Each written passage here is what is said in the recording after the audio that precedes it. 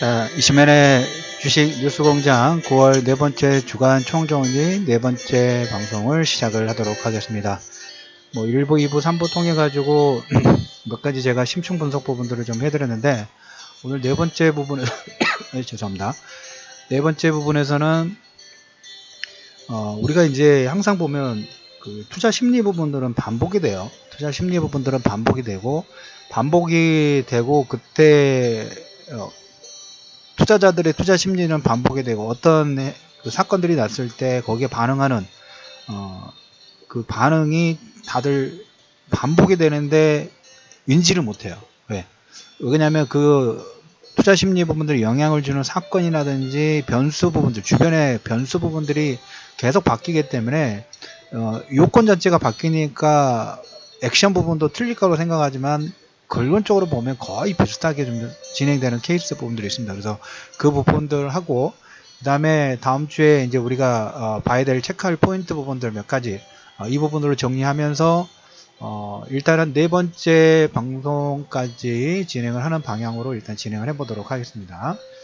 자, 앞에 이제 3부에서는 제가 치킨 게임 관련된 부분들 얘기를 했죠. 치킨 게임 관련된 부분들 얘기했고, 두 번째는 뭐 게임주들, 그 다음에 이제 어떤 관점 부분들, 성장주의 스토리 부분들 어떻게 만드는지, 이런 부분들 좀 얘기 드렸는데, 오늘 처음으로 지금 이제 네 번째 방송 부분으로 얘기 드릴 부분은, 이 부분은 계속적으로 아마 강조를 좀 해드릴 거예요. 어떤 부분도 하냐면, 과거에 어떤 사태 부분들이 일어나고 그때 그 제가 느꼈던 부분, 그리고 그런 내용으로 인해서 어떻게 투자 심리와 어떤 투자자들의 방향성 부분들이 바뀌었는지 이 부분들을 얘기 드릴 건데, 제가 이 방송을 통해 가지고 여러 번 얘기 드렸던 부분이 하나가 2007년도 리먼 사태 이후에 급락 부분들이 나왔고, 급락 이후에 급락 부분들이 진행될 때 개인 투자자들의 그 투자 심리 부분에는 명확하게 했던 것은 신용 리스크죠.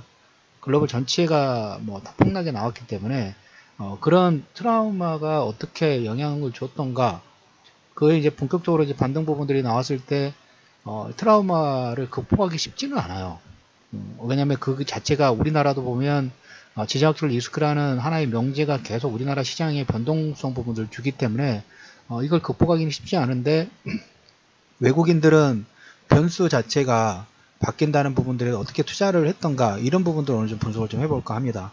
2009년도로 일단 돌아갈게요. 2009년도에 그 전에도 한번 박스권 파동 부분들이 나왔지만, 그보다 2009년도 9월달 여러분들 나중에 그 기술적 분석 부분들 차트 볼 때 종합지수 부분들 한번 봐보세요. 그때 이 변동폭 자체가 길게 보지 말고 그 기간만 한 9월달에서 한 6개월 정도, 한 1년 정도 딱 압축해가지고 그 기간만 보시면 이 아래 진폭 자체가 상당히 드라마틱하게 나왔어요. 그래서 제가 그 내용 부분들을 기간과 지수 포인트 부분들 한번 분석 부분들 해봤더니 처음에 그 전에 이제 뭐 1000 이하까지 내려갔던 게 이제 1700포인트까지 상승 부분들이 나온 다음에 이제 옆으로 박스권 행보될 때 1700포인트에서 1500포인트까지 한 200포인트 정도 하락 부분들이 나왔어요. 이 하락하는 기간은 한 48일 정도, 영업일수 기준으로 48일 정도, 한 2달 반 정도 하락 부분들이 나왔고,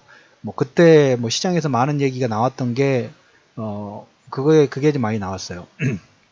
뭐 효성이 하이닉스 인수 관련된 부분, 지금 뭐 SK텔레콤이 인수가 되기 전이었으니까 그때 효성이 얘기 나오고, 효성이 뭐 급락이 나오고, 삼성전자가 그때 100만원 돌파를 할까 말까 그 정도였고, 시장에서는 키코 때문에 계속적으로 그 관련 종목군들은 소송에 관련된 부분들 따라서 주가의 급등락 부분들이 결정이 되는 그 시점 부분들이었습니다. 그래서 그 전에 1000포인트에서 1차 상승 부분 나왔고, 그 다음에 다시 이제 1700포인트까지 오른 다음에 시장에서는 옆으로 이제 횡보 파동 부분들이 시작이 되는데, 1700포인트에서 1500포인트까지 한 200포인트 하락 부분 나올 동안 48일 정도의 하락 부분들이 좀 진행됐고, 이때 방금 전에 말씀드렸던 것처럼 그런 뉴스들이 시장의 하락 부분들을 만들었다. 이건 별로 중요하지 않아요.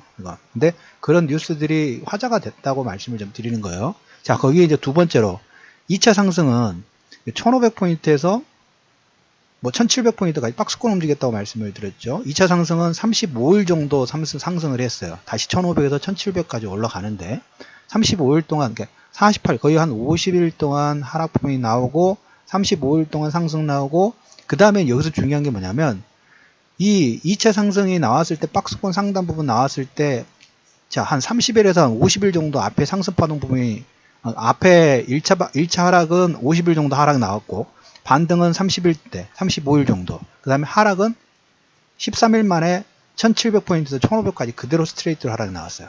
각도 자체가 더 컸다는 얘기죠. 앞에는 48일 동안 뺐던 걸 그 동수 대비하는 것도 15일 동안, 13일 동안 빼버렸어요. 그러면 여러분들 시장에서는 얼마나 큰 그 변동성 부분들이 나왔는지 이해되시겠죠? 이때 하락을 만들었던 것은 글로벌 전체적인 두바이 사태였어요. 두바이 신용 리스크 기억하신 분들이 있을지 모르겠어요. 두바이에 그 인공섬 같은 거 해가지고 어마어마한 투자 부분들 했는데, 거기에 두바이 그 채권에 문제가 생기면서 이 신용 리스크가, 건설 관련된 부분의 신용 리스크가, 그 전에 우리가 리먼 사태 신용 리스크 관련된 부분들의 트라우마를 가지고 있는데, 여기에 뭐 그리스 신용 리스크 부분도 계속 나왔고, 그 다음에 이제 두바이 건이 나오다 보니까, 두바이는 중요한 게 거기에 투자되어 있는 회사들이 글로벌 전체적으로 상당히 많은 투자 부분들을 진행했기 때문에, 거기에서 변수가 생겼을 때 제2의 리번 사태가 나오지 않을까 하는 불안 심리 부분들이 가속화됐고, 그런 이유에 인해서 1700포인트에서 1500포인트까지 빠지는데, 앞에 1차 하락 부분들은 한 48일 정도 나왔다면 2차 하락 부분들은 얼마? 며칠 만에? 13일 만에 그대로 스트레이트 하락 부분들이 나왔어요. 자, 그리고 이제 거기서 다시 3차 상승 부분들을 진행합니다. 3차 상승 부분들을 진행하는데 한 53일 정도 천천히 올라가면서 1530포인트에서 40포인트, 40포인트에서 전고점 수준 1750까지 53일 동안 반등 부분을 차분하게 진행을 해요. 그러니까 그 두바이 사태로 인한 리스크 관련된 부분들이 조금씩 역발상으로 저가 매수 하신 분들이 들어오죠. 들어오서 한 53일 동안 다시 박스권 상단까지 가요. 근데 박스권 상단까지 가서 다시 1550포인트까지 내려오는데 며칠이 걸렸냐면 18일 걸렸어요. 거래일수로. 그럼 한 2주, 3주, 한 달 만에 다 빠진 거예요. 앞에 한 2달, 3달 동안 상승했던 걸 한 달 만에 다 그냥 그대로 2차 하락 부분, 3차 하락 부분들이 박스권이죠. 1750선 전후하고 1550선 전후의 박스권 부분들을 3번 정도 진폭 부분들을 만들다 보니까 1차 하락 부분 48일 정도 나왔지만 2차 하락하고 3차 부분들은 뭡니까? 우리 최근에 변동성 부분들이 클 때 그냥 급락 나오는 스트레이트로 변동성이 커지는 그거하고 상당히 좀 비슷하죠. 13일하고 20일 미만으로 15일 전후만에 한 2달 정도 상승 부분들 그대로 다 빼버렸어요. 그러면 그때 어떻게 되나요? 전에 1차 상승 부분들이 진행될 때 뭐 1000선부터 1700선까지 올라가는 거니까 개인 투자자들이 펀드 환매 부분들을 하면서 펀드를 가입을 한 게 아니라, 이 보니까 수익률 관리 부분들이 펀드 매니저도 이건 개판인 거죠.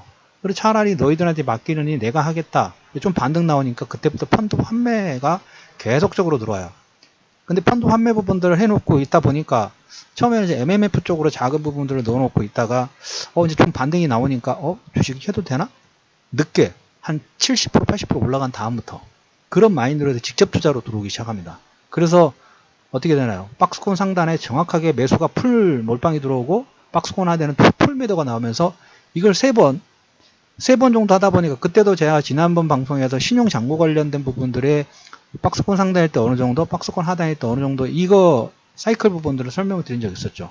지금도 보면 비슷하죠. 이번에 코스닥 같은 경우에 4조 2천억 정도, 그래도 한번 내려가니까, 첫 번째 파동에서 한번 내려가니까 이거 좀 줄었어요.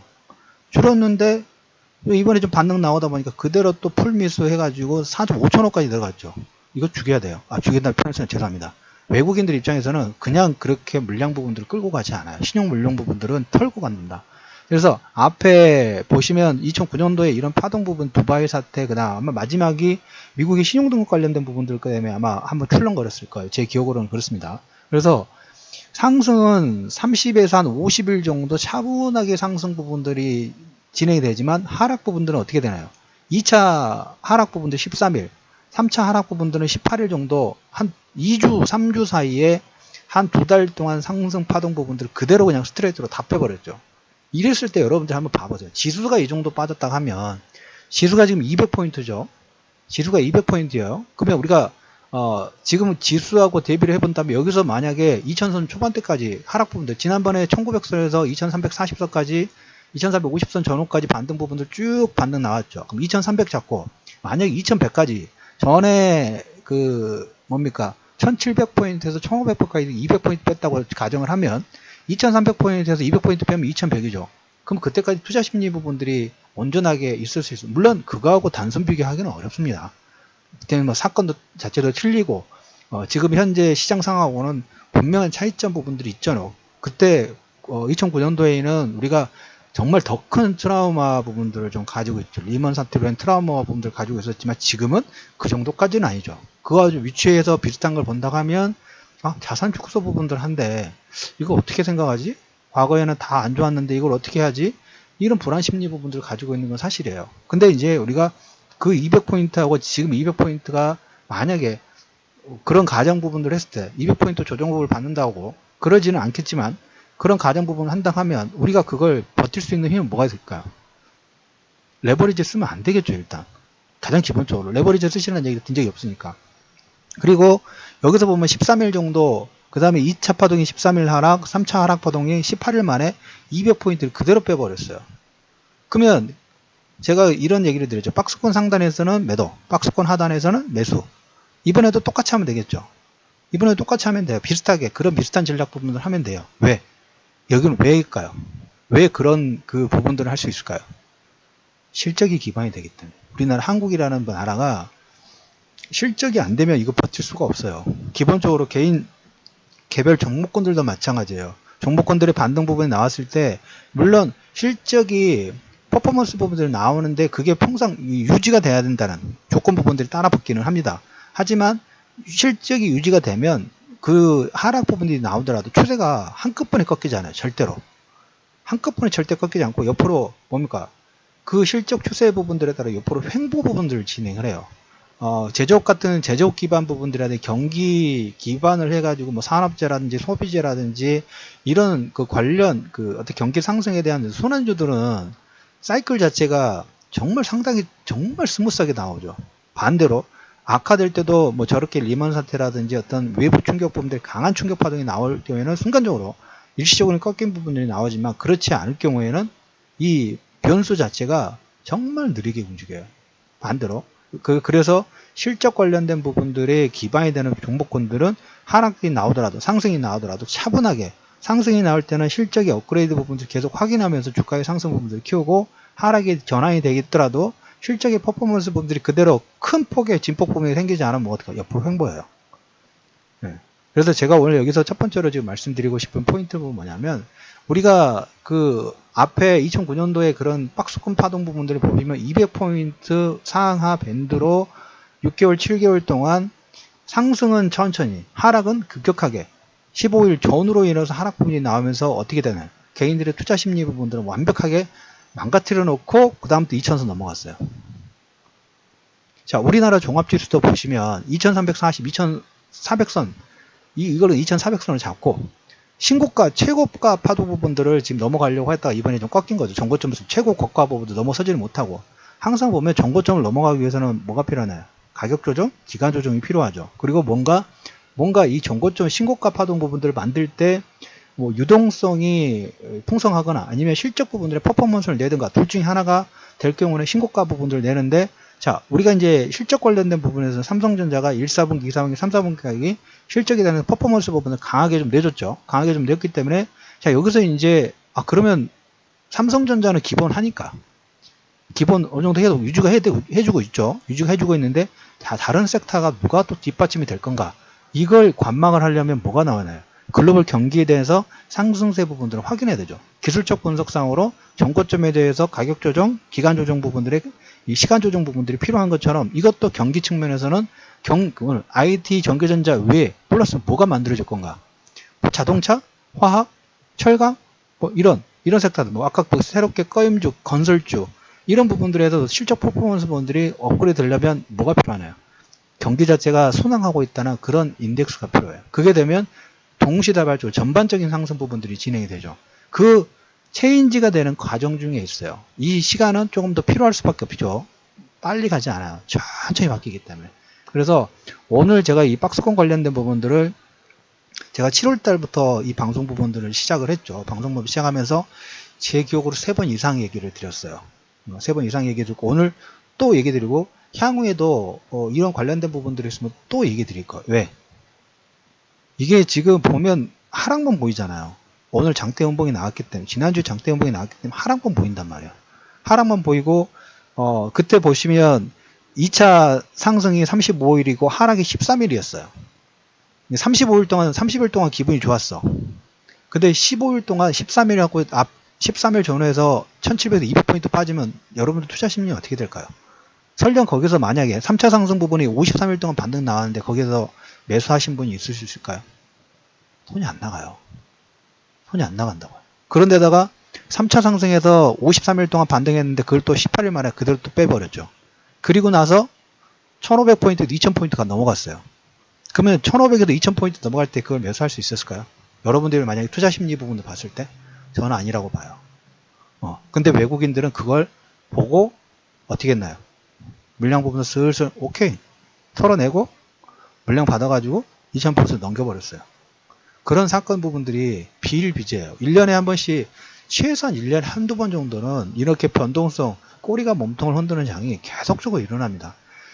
우리가 이제 과거 사례 부분을 통해 가지고 향후에 보실 때 어떤 부분들을 포커스 부분들을 해야 되냐면 실적 관련된 부분들을 가장 기본적으로 봐야 되는 부분이 있고 글로벌 경기 부분들이 하루아침에 내일부터 정말 딱 다 좋아지면 얼마나 좋겠습니까? 이걸 확인하는데 시간이 필요하고 가격 조정 부분들이 필요해요. 그래서 어떻게 보면 이렇게 하락에 대한 변동성이 나올 때마다 힘들지만 이걸 믿고 이걸 보면서 계속 좋은 장이 될지 나쁜 장이 될지 이걸 계속 체크를 하다 보면 여러분들이 만약에 저가 매수 부분들 남들이 매도를 하든 말든 그거 중요하지 않아요. 투자는 어차피 혼자 하는 거예요. 모든 사람들이 특히 방송은 보지 마시고 방송 봐봤자 특히 뭐 이렇게 종편 방송이라든지 주간 그 경제 채널 우리 공중파 방송에서 하는 부분들은 절대 도움이 안 됩니다. 그것은 정보 중에 제일 마지막 정보가 그쪽으로 들어간다고 보시면 돼요. 그래서 그 부분으로 판단하는 게 아니라 가장 여러분들이 쉽게 보실 분들은 제가 앞에 주간 정리 부분에서 여러분들이 만약에 저렇게 여기 박스권이 아니라 박스권에서 하단해서 추세가 무너질 수도 있죠. 무너질 수도 있어요. 그거. 왜? 경기가 좋아질 거는데 시간이 좀 오래 걸려. 그럼 한 단계 더 내려갔다가 그 다음에 진폭 부분들을 만드는 거죠.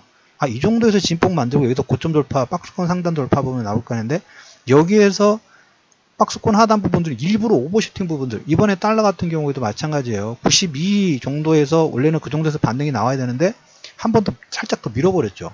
전저점 수준을 깨버렸단 말이에요. 그러면 전저점 수준이 깨졌을 때 투자자들이 한 70%는 어떻게 하냐면 손절해요. 왜? 추세가 완전히 깨졌다고 생각하는 거고 일부러 그런 케이스가 제가 지나보니까 또 한 70~80%가 돼요. 일부러 그걸 외국 눈에 속임수 부분들을 해서 전저점 수준이 아니라 우리가 생각하는 저점 부분들 일부러 깨버려요. 깨고 나면 뭡니까? 물량이 막 나오죠. 물량을 쫙 받아가지고 쫙 돌려버려요. 그래서 그 박스권 하단 부분들이 깨진다는 의미 부분들은 여러분들이 시장에 인플레이션 시대가 오는 거 경기 성장이 오는 게 아니라 디플레이션 시대로 간다는 이런 시그널 부분들이 나온다 하면 여러분들이 그 지수의 하단 부분들이 깨질 거예요. 그럴 때 인덱스를 뭐라고 했고 가장 기본적으로 쉽게 보는 거 유가라고 말씀드렸죠. 유가 40 넉넉히 잡아서 40 이상만 움직이면 있으면 돼요. 40 이하로 떨어지면 그때부터 여러분들이 이건 아닌데 라는 관점 부분을 가지고 40 이상이면 좋은 장에 대한 기대 부분도 절대 유지입니다. 40달러의 어떤 기준점 부분들을 유지하실 필요가 있다라는 얘기를 드리면서 오늘 네 번째 정리 부분에서는 박스권 파당에서 어떤 투자 심리 부분들이 어떻게 바뀌고 그 다음에 향후에 여러분들 박스권을 어떻게 과거의 사례 부분들의 어떤 지수 진폭 그리고 그때 투자 심리 부분 그리고 현재 어떤 투영시키는 부분들을 어떤 분석 부분들을 좀 해드렸습니다. 주말에 지금 네 번째 주간 총정리 부분들을 올려드리고 있습니다.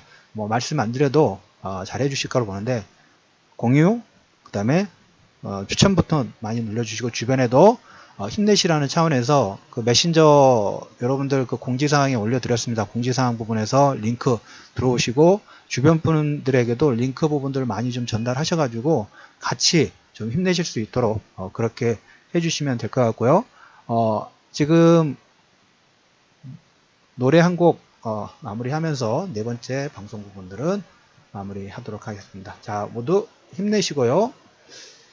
김건모의 시일의 마을이라는 노래 들으면서 편안한 일요일 시작하시기 바랍니다.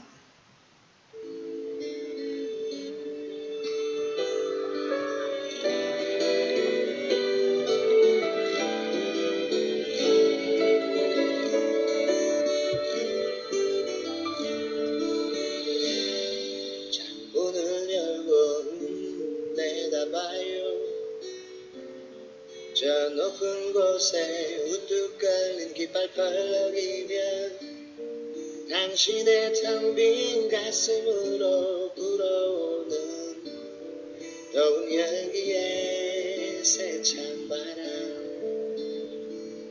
살며시 눈 감고 들어봐요 먼 대지 위를 달리는 사나운 말처럼 당신의 고요한 가슴으로 닥쳐오는 숨가쁜 벗들의 말발굽 소리 누가 내게 손수건 한 장 던져주리요 내 작은 가슴에 얹어주리요 누가 내게 탈춤의 장단을 쳐주리요 장단에 춤추게 하리요 나는 번왕의 친구 방황의 친구 3년 끊기지 않는 건민의 신이라면 좋겠어 나는 일본의 고갯길을 넘어가는 고해의 방랑자처럼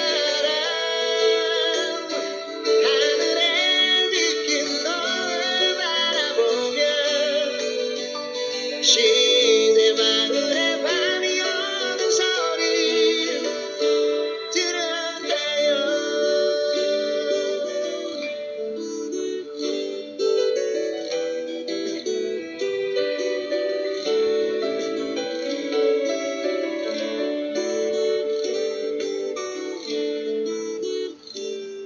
우산을 접고 비 맞아봐요 하늘은 더욱 가까운 곳으로 다가와서 당신의 그 늦은 마음에 빗뿌리는 젖은 대기에 애틋한 웃음 누가 내게 다가와서 말 건네주리요 내 작은 손 잡아주리요